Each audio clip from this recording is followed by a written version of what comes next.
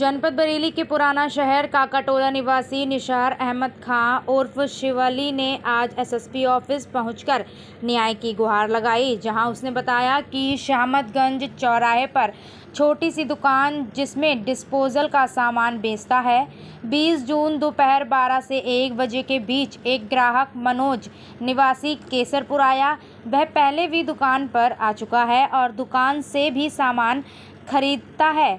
युवक ने बताया कि दुकान छोटी होने के कारण तगादे के रुपए 80,000 जिसमें से 50,000 सेंट्रल बैंक से एक दिन पहले निकाल कर लाया था और 20,000 रुपये और थे। युवक उसकी दुकान पर आया और कुछ सामान मांगने लगा, जितने में दुकानदार ने जल्दबाजी में 80,000 रुपये काउंटर पर रख दिए और सामान निकालने लगा। आरोपी ने 800 रुपये का सामान भी खरीदा। जब तक पैसे का लेन देन होता, इतने में ही काउंटर पे रखे रुपए गायब हो गए। आरोपी मनोज को दुकानदार ने पकड़ लिया और इसकी सूचना पुलिस को दी।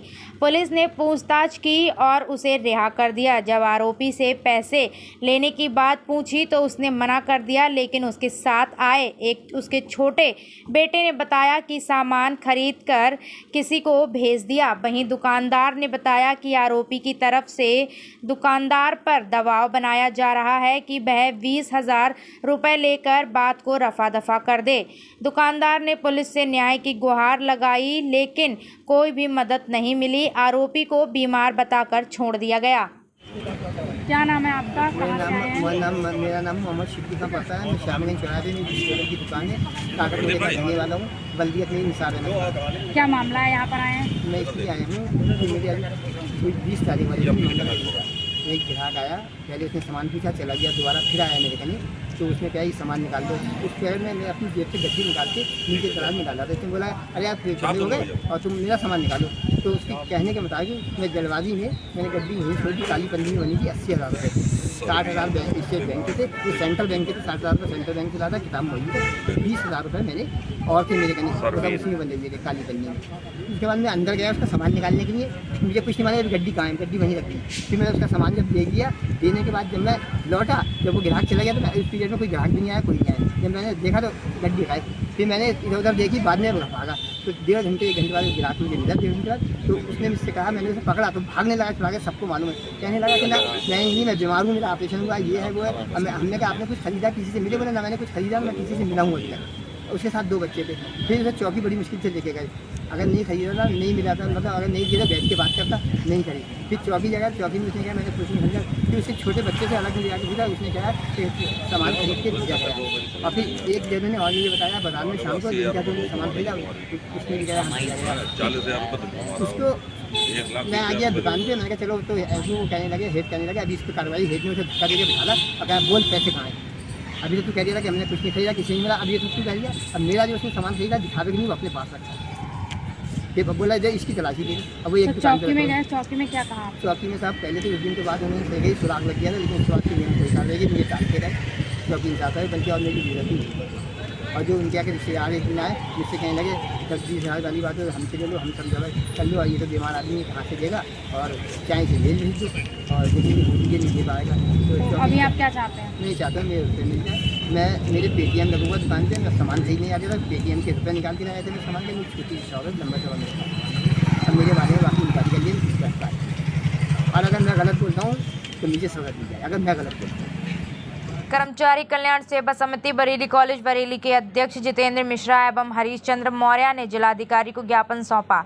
बरेली कॉलेज प्रबंधन पर आरोप लगाया, कथित जांच के नाम पर अभी तक उनकी सेवाएं बहाल नहीं की गई हैं और जिस तालाबंदी के कार्यक्रम को यह लोग जबरन तालाबंदी नाम दे रहे हैं, लेकिन वह सभी अस्थायी कर्मचारी द्वारा बैठक में आम राय से की गई थी। इसी आंदोलन के कारण 1,000 वेतन वृद्धि शपथ पत्र लेकर अन्य कर्मियों की गई। तो स्पष्ट है आंदोलन बिल्कुल ठीक था, लेकिन प्रबंधन समिति द्वारा द्वेष भावना के तहत उनको तालाबंदी का नाम देकर जांच कराई गई। जांच समिति के संयोजक पहले से ही हमसे व्यक्तिगत बुराई मानते हैं, जिसको लेकर आज डीएम ऑफिस पर ज्ञापन देते हुए क्या कुछ कहा। क्या मांग है? हम अस्थायी कर्मचारी बरेली कॉलेज में हमारे करीबन 150 हैं और हमारे जो संगठन है कर्मचारी कल्याण सेवा समिति, पिछले माह 18 तारीख को महाविद्यालय में तालाबंदी की गई थी 5 सूत्रीय मांगों को लेकर के, जिसको एसीएम फर्स्ट और प्राचार्य ने रात में उस तालाबंदी को खुलवा दिया गया था। उसके बाद प्रबंध समिति ने उस तालाबंदी को जबरन तालाबंदी का नाम दे करके प्रबंध समिति की बैठक में निर्णय कर लिया कि कर्मचारियों को 1000 रुपये वेतन बढ़ाया जाए। बाकायदा जो लोग इसके दोषी हैं उन पर कार्रवाई की जाएगी। जांच करा करके हम दोनों लोगों को दोषी करार देके उन्होंने जो है हमारी सेवाएं रोक दी हैं, जिसके लिए लगातार 8 तारीख से हम जिला प्रशासन से संपर्क साध रहे हैं। हरीश जी ने 9 दिन की लंबी भूख हड़ताल की है, उसके बावजूद भी अभी तक हमें न्याय नहीं मिला है।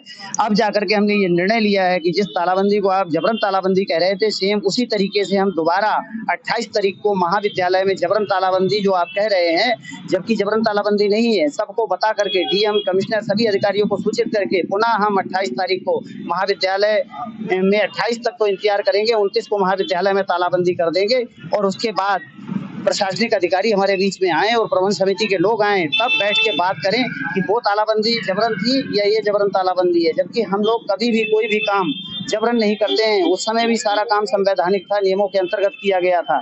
लेकिन हम ये बताना चाहते हैं कि प्रबंध तंत्र हाई कोर्ट से स्टे पर है, इसलिए सारी हठधर्मिता कर रहा है। हम जिला प्रशासन से और उत्तर प्रदेश शासन से ये भी मांग करते हैं कि इनको बरेली कॉलेज को ये लोग बाधित कर रहे हैं। बरेली कॉलेज में तमाम भ्रष्टाचार के आरोप इन पे लगे हुए हैं, लंबे समय से मांग कर रहे हैं। अतः हम मांग करते हैं उत्तर प्रदेश शासन से कि इनका तुरंत स्टे खारिज कराया जाए, अन्यथा की स्थिति महाविद्यालय में 29 तारीख को हम तालाबंदी करने की दिशा में काम करेंगे।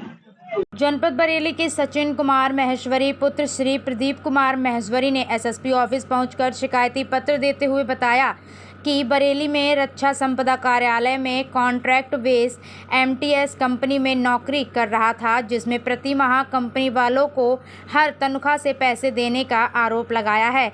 युवक ने बताया कि यह महीना वसूली का गंदा खेल काफ़ी समय से चल रहा है और हर किसी के साथ अवैध महीना वसूली ली जाती है।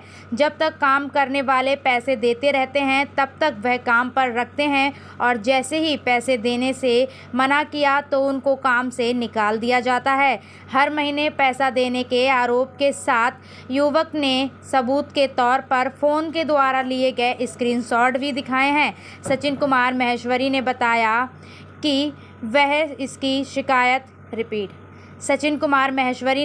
कि वह इसकी शिकायत मुख्यमंत्री पोर्टल के साथ साथ कई जगह कर चुका है, लेकिन अब तक इस पर कोई भी किसी भी तरीके से कोई कार्यवाही नहीं हुई। पूरी जानकारी देते हुए क्या कुछ बताया। क्या नाम है भैया? मेरा नाम सचिन महेश्वरी है। कहाँ से आए और थाना कौन सा लगता है? मैं रोडवेज पुराना बस स्टैंड बरेली से आया हूँ और हमारा थाना कोतवाली लगता है। क्या मामला है, आज आप यहाँ पर आए हैं? मैम, मैं डीईओ ऑफिस रक्षा संपदा कार्यालय बरेली में मार्च महीने तक काम करता था।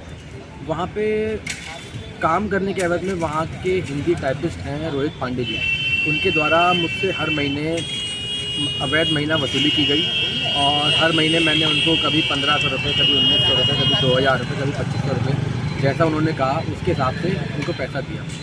और इसके बाद मार्च में होली आई, केवल होली वाले महीने में मैं उनको पैसा नहीं दे पाया, जिस कारण से मुझे बुरा मान के नौकरी से निकाल दिया गया। और अब जब मेरी नौकरी ख़त्म हो गई है तो जो मैंने उनसे अपना पीएफ का पैसा मांगा, जो 8 महीने मैंने वहाँ काम किया, उस पीएफ का पैसा मांगा, तो वो पीएफ के पैसा देने के नाम पे बहुत बड़ा बुरा मुझसे कहने लगे और बहुत बौखला गए। उन्होंने कहा कि तुमसे जो कर मिले तुम कर लो, तुम्हारा पीएफ का पैसा नहीं मिलेगा।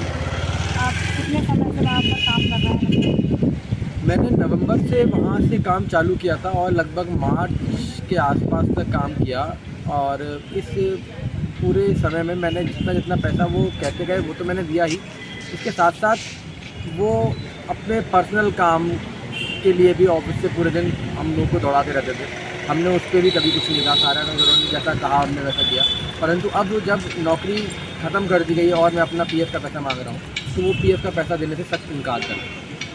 मतलब किस तरीके की जॉब है ये? कॉन्ट्रैक्ट बेस पर है? कितने समय का कॉन्ट्रैक्ट? ये जॉब रक्षा संपदा कार्यालय में JMD सिक्योरिटी सर्विस के द्वारा मुझे मिली थी और इसका ठेकेदार कौन है ये तो मैं नहीं जानता, परंतु सारी कार्रवाई, सारी दारोमदार इस डिपार्टमेंट का पांडे जी संभाल लेंगे और वो ही सारी MTS लेबर को अपने तरीके से डील करते हैं। कि कौन क्या करेगा और कैसे करेगा और कौन कितना पैसा देगा। मेरे पास इन सब बातों के उनके प्रूफ भी है, माध्यम से हम लोगों से लेते थे और मैंने उनको दिया।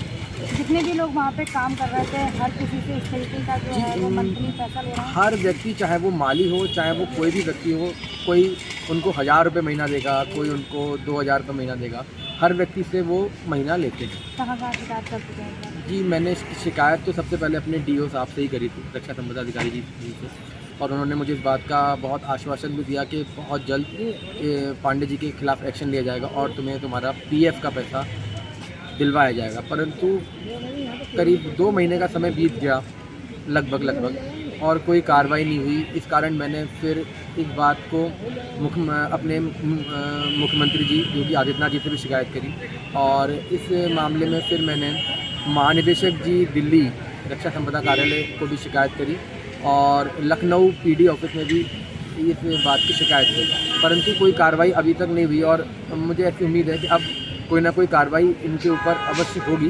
परंतु एक बात मैं आपसे और भी कहना चाहूँगा, ऐसा केवल इस कार्यालय के साथ नहीं है। मेरा मानना है ऐसा कि बरेली या जितने भी कार्यालय, ऐसे सरकारी कार्यालय जहाँ पे MTS के अंतर्गत प्राइवेट लेबर से काम कराया जाता है, वहाँ हर डिपार्टमेंट में वहाँ पे पांडे जी जैसे लोग बैठे हुए हैं और वो हर व्यक्ति से, जो व्यक्ति प्राइवेट रूप से उस सरकारी कार्यालय में काम करता है, उससे हर महीने महीना लिया जाता है। जब तक वो व्यक्ति महीना नहीं देगा वो व्यक्ति उस कार्यालय में काम कर ही नहीं सकता। काफ़ी लोग इसमें हैं, मौजूद हैं, जिनसे इस तरीके से जो पैसा वसूली हो रही है, तो कुछ और लोग भी ऑफिस से निकलकर क्यों नहीं आए? जी, बहुत सारे लोग के संग इस तरीके से घटनाक्रम घटा, परंतु हर किसी के बस की बात नहीं होती है शिकायत करना, और शिकायत करने के लिए आदमी जब 1 महीना दौड़ भाग करता है तो उसके बाद जब वो थक जाता है तो वो अपने घर चले जाता है। तो इसी मोड पे काम करते हुए, इसी मोड पे पानीपत में यही चाहता हूँ कि जिस तरीके की धोखाधड़ी मेरे साथ हुई है बरेली या जहाँ पे भी जो भी लोग MTS के अंतर्गत